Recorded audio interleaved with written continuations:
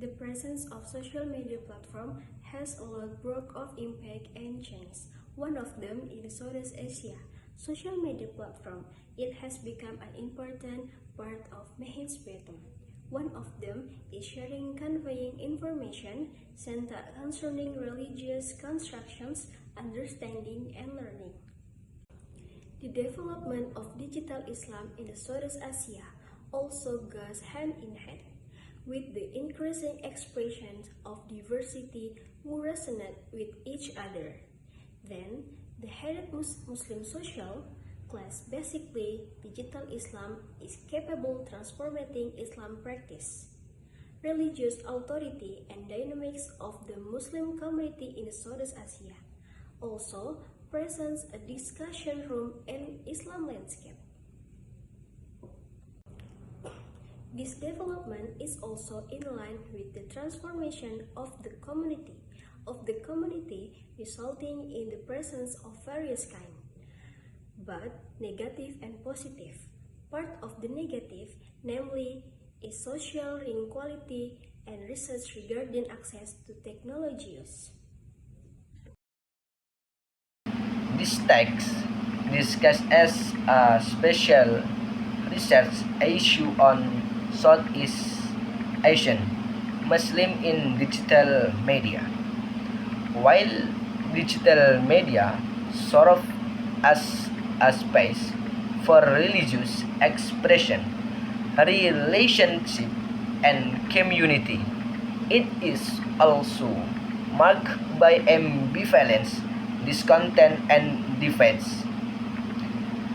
The articles in this issue explore various conflicts, such as debates over sense veneration, tension between traditionalists and modernists, and cultural wars between religious scholars and the Muslim LGBTQ movement. Additionally, it examines visual representation of painting, the role of the role of women and gender minorities in building.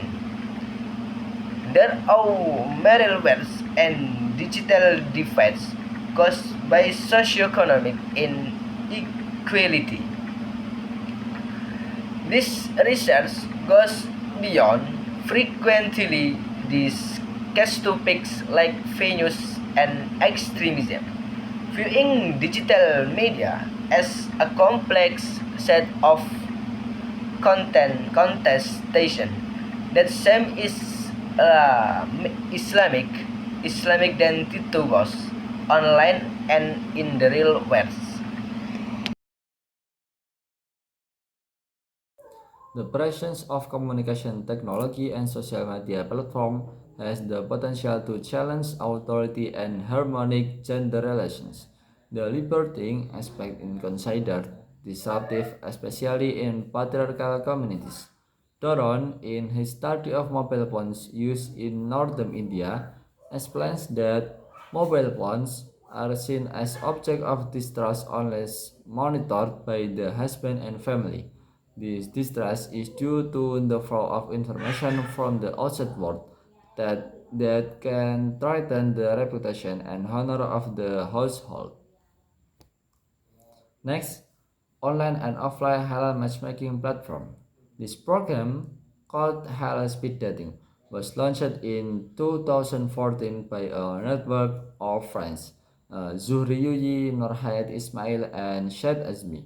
The ID originated when Azmi was still single. This prompted them to consider not only helping Azmi, but also helping other Malay Muslims find partner through a halal matchmaking program. Halal matchmaking is a new trend in Malaysia. At an event, there was a buzzer put called Marriage QA, owned by Marriage Conference, another platform offering halal marriage or matchmaking called Soul Seekers. Marriage Conference was founded in 2008 by Sajid Hussain. He argued that the value of marriage had eroded over time, with people become more accepting of things like dating and living together but not marriage. The founding of this platform is believed to be a lifesaver for the Muslim community globally. Marriage Conference has become a leading provider of marriage service. Based in Malaysia, it has organized events in various countries, including Turkey, Pakistan, Australia, and South Africa. The emergence of halal matchmaking platform in Indonesia and Malaysia reflect a broader process of Islamic lifestyle movement and the halalization of everyday life practice among contemporary Muslims. Platforms such as Rumah Ta'aruf My Quran, Indonesia Tanpa Pacaran, Halal Speed Dating, and Soul Seekers demonstrate how religious norms are inseparably intertwined with digital culture, capitalism, entrepreneurship, and modern consumer behavior. In the Islamic context, images of the Prophet Muhammad are prominent example of this content on both personal and collective levels, especially when they become subjects of geopolitical contestation and identity politics.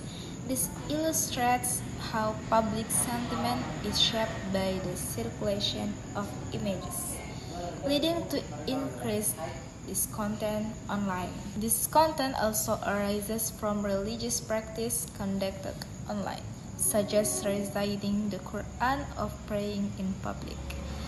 The visibility on these acts can lead to concerns about seniority and the fear of showing off riya.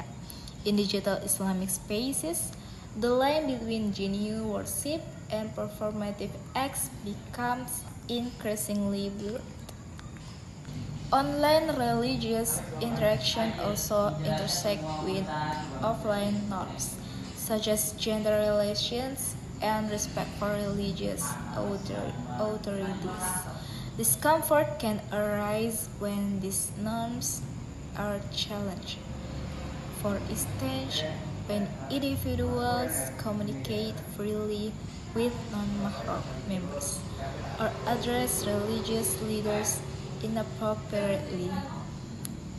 While some Muslim groups avoid using social media for religious interaction, many middle-class Muslims rely heavily on it. However, online communication often disregards offline etiquette, resulting in emotional reaction, harsh language, and behaviors that conflict with traditional religious values of patience and self-restraint.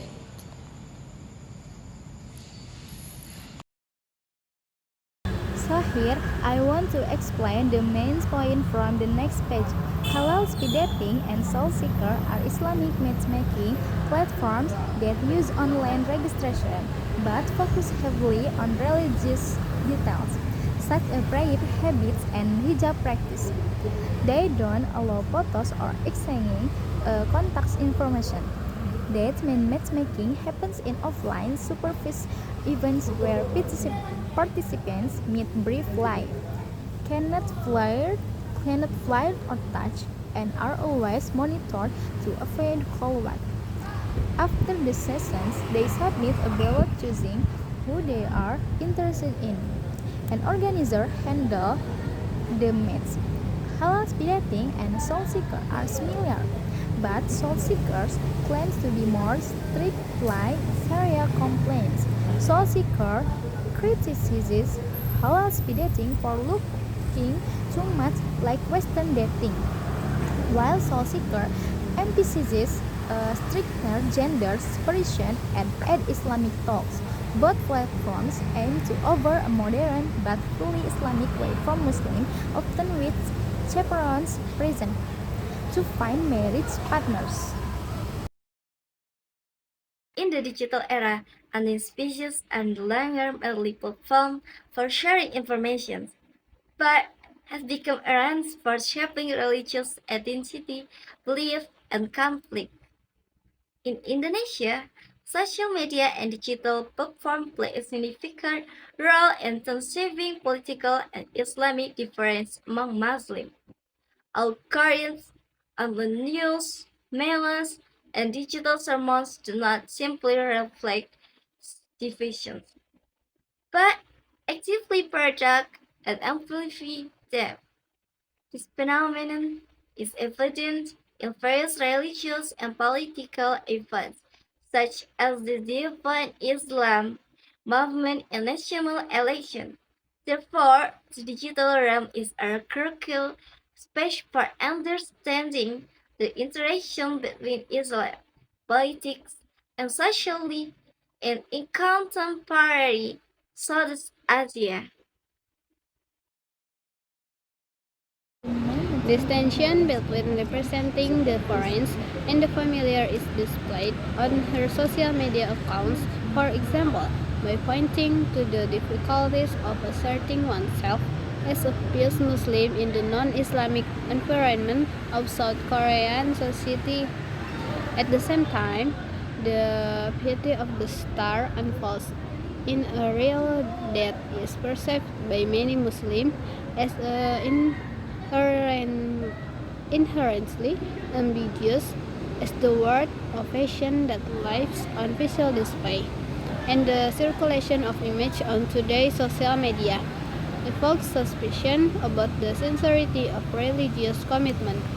The question of sincere piety and its mediation is also a dominant theme in Wahyu Kunchara article Ambivalence, Virtual Piety and Rebranding Social Media Use Among Tablighi Jamaat in Indonesia. Kunchara points out that the use of social media is generally discouraged among Tablighis, especially when they are on missionary tour. Kunchara describes how they deal with the ambivalence that surrounds social media use that is also foiled by the fact that no clear guidelines have been published on that issue by the Indonesian Tabligh Jamaah leadership, and how they manage to reconcile discourse that emphasize the dangers that lurk in this new media for Muslims, with their actual social media practice that also comprise the display of their pious deeds on these platforms. Moreover, Kunchara saw that some Tablighis use social media to counter stereotypes and negative image of Tablighi Jamaat that put them in proximity to terrorist group, which he interprets as an attempt to rebrand the movement and to position it within the mainstream of Islamic activists in Indonesia. NISA investigates mobile date application and matchmaking platform that have been developed for an Islamic audience in Malaysia and Indonesia that have indeed gained some popularity among young Muslims in the two countries. The text explains that Muslims' use of social media in Southeast Asia is very diverse and shows mixed feelings, dissatisfaction, and social inequality. Paul and Perez Pairerio note that, unlike Indonesia and Malaysia, where Muslims openly discuss and debate religious ideas online, Muslims in Cambodia usually avoid public criticisms. This is because the state and Islamic intuitions strongly promote an image of social harmony. Martin Slama points out a digital divide within Indonesian Islam. Unequal access to social media creates new forms of exclusion and strengthens class difference. Online Islamic practice are mostly dominated by the middle class, which limits our participation of lower class Muslims in digital religious space. In general, social media helps us understand everyday religious life better. However, it is also a space where moral tensions and social conflicts appear, such as through public displays of piety or online instruction, including those between men and women. Therefore, while social media can help people deal with religious issues, it can also create new feelings of uncertainty and dissatisfaction. Social media platform context Islam socio-religious hierarchies in South Asia, not just gender asymmetries, but also generational divisions and inequalities in authority construction. These tensions manifest their online practice, sparking ambivalence, discontent, and future debates. Not all such frictions signal deep divisions among Muslims. They may reflect broader upheavals or minor fault linguisticable early via digital realms. Visible divisions are always loud and platform but amplify offline splits and enable mitigation efforts like humor as a key strategy for minorities. It highlights neglected dynamics material inequalities excluding some from online space and the need to study Muslim everyday online offline expression ideology argument effect and audiovisual beyond conventional Middle East centric text. Embracing these trajectories, research on Muslim societies with novel angles.